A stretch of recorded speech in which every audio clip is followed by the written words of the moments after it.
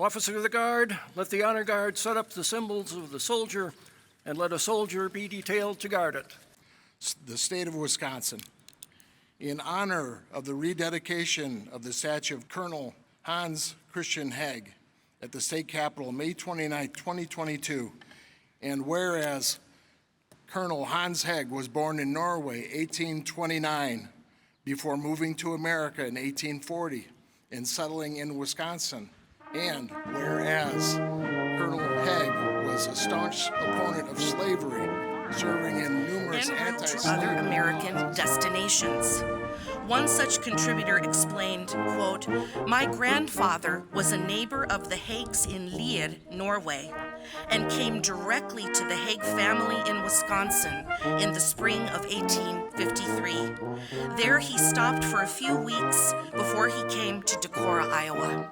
One final contributor concluded, "Wisconsin should be proud in her memory of such a hero."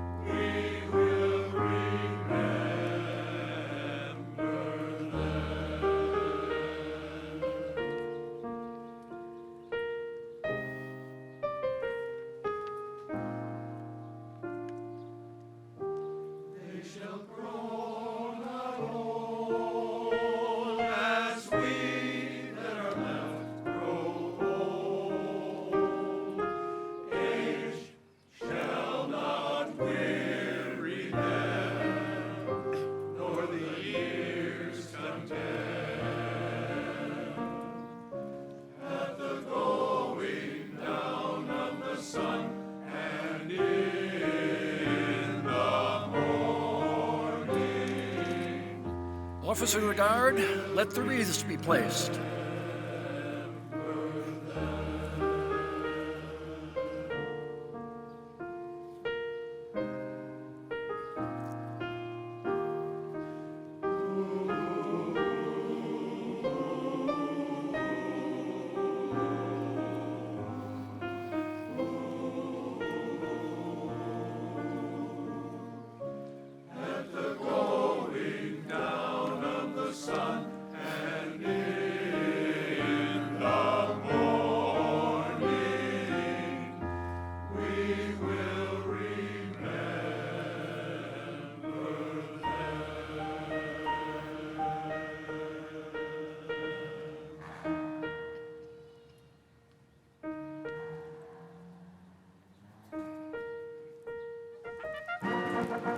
Honor to our soldiers who for our country toil and fight the Union to preserve, with blood defend her soil, cheered on by leaders whom they love.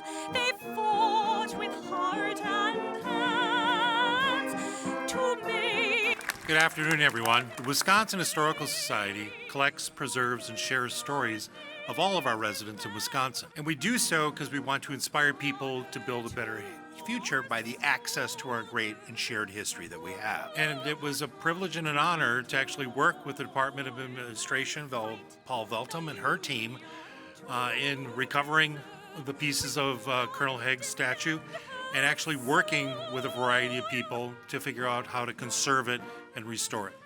So what SCERB did, and really the leadership of Paul Veltum actually accomplished, was first understanding what needed to be done. And so they accessed the society and our experts and worked through that. But she actually put a small group together to figure out what were the best conservators in the United States to actually fix this statue.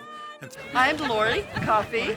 I'm the third great-granddaughter of the Colonel, and I am so proud, not just of him and all his accomplishments, because obviously that's pretty cool, but the fact that people remember him today, and they're honoring him because of what he did and what his legacy to the state. But it's also for us, you know, his legacy has helped us as a family. May 28th, 2022, reference Colonel Heg statue rededication. Dear Fred, we want to thank you for the kind invitation to join you all for the rededication of the Colonel Heg statue. I wish that I could be there in person to pay tribute to Colonel Heg. There are many modern and historic connections between Norway and the United States. We often talk about the strategic importance of our current shared defense, trade, and cultural exchanges. Events during and after World War II loom large in our common history. Many, as you know, on May 17, 1814, the Norwegian Constitution was signed in Seoul. Since then, Norwegians and Americans have been united and dedicated to the principles embodied in those two longest surviving constitutions in the world: liberty, equality, individual rights, and freedom. Thanks to the people who first raised the statue, today's statue committees, and Colonel Heg's supporters, we are reminded of the crucial role that Norwegians and Norwegian Americans served in the development of our country. Colonel Heg embodied the same principles that Norway and the shared constitutions hold dear. He worked on reforming prisons, abhorred slavery, was an outspoken anti-slavery activist, and he dedicated his life to liberty, equality, individual rights, and freedom. May we all work together to do the same. Well, I think that the thing to take away from this is that Colonel Heg was an immigrant and that he faced nativism when he came over. And he was not, the Norwegians weren't really considered part of the United States, along with a lot of other Europeans. They had a foreign language, they were not fully accepted. And he gave his life fighting for this country. That is still happening. We have immigrants, as the speech said, first-generation immigrants who are fighting and dying for this country. And it's on the rest of us to make them part of this country, to accept them as part of this country. That's the real message of this.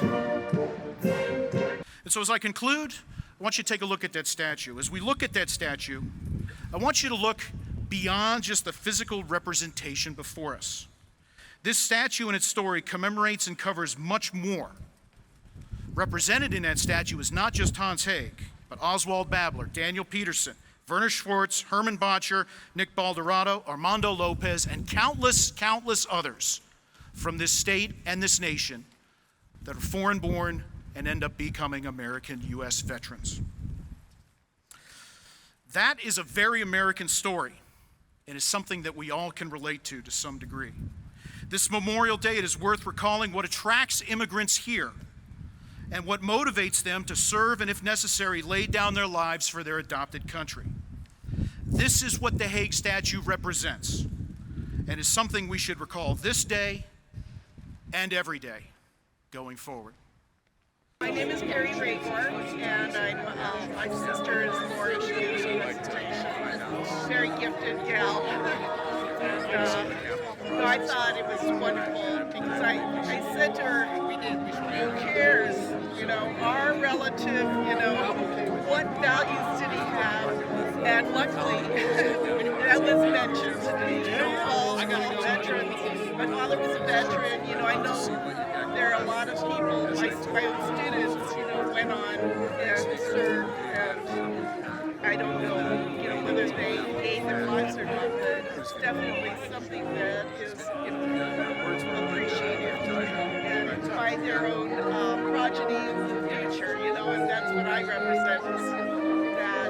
So I hope I did a good job there, Grandpa, So thank you so much for asking me. I feel like it's when the statue was first erected, it's like 1920, and we're really pleased that his legacy is being celebrated. It's been a wonderful day. Yeah. And I'm very proud to be associated with this ceremony, and I'm very happy to see so many people contribute their time and effort to rededicate the statue of my great-great-grandfather, who, as the speaker said, is one of many immigrants to help make this country strong. And it's just amazing to have the recognition of everyone that's been a part of building this great country. My name is Major James Patrick Heg. I am a descendant of Colonel Hans Christian Heg, and I think it is only fitting and honorable that we remember him and the many that fell with him in the course of the war between the states and the American Civil War in this way. I am honored to have been invited to participate as a guest, as a member of the Heg family, and I am delighted that this visit to the state of Wisconsin has brought together so many fine people. Thank you. Ladies and gentlemen, would you please rise as you are able for the words of rededication and the rendering of military honors. Attention.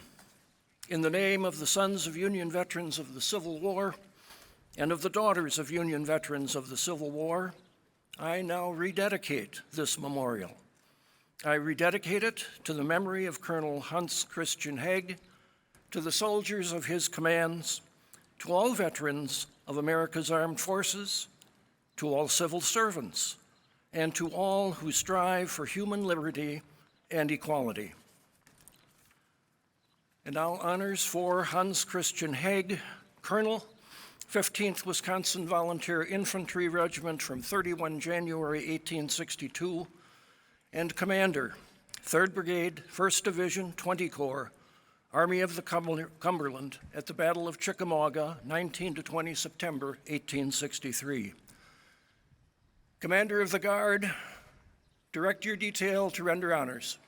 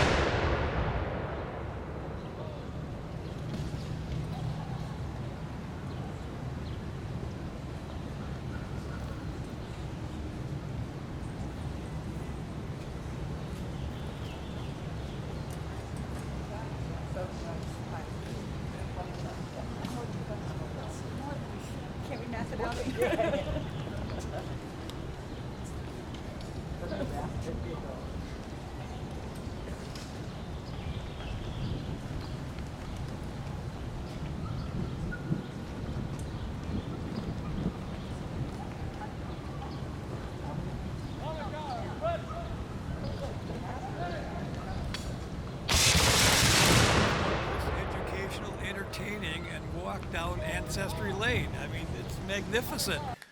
It's just fantastic. Thank you, and thank all of you for coming. It really says what people feel about their ancestry and the legacy of America, and it's absolutely marvelous.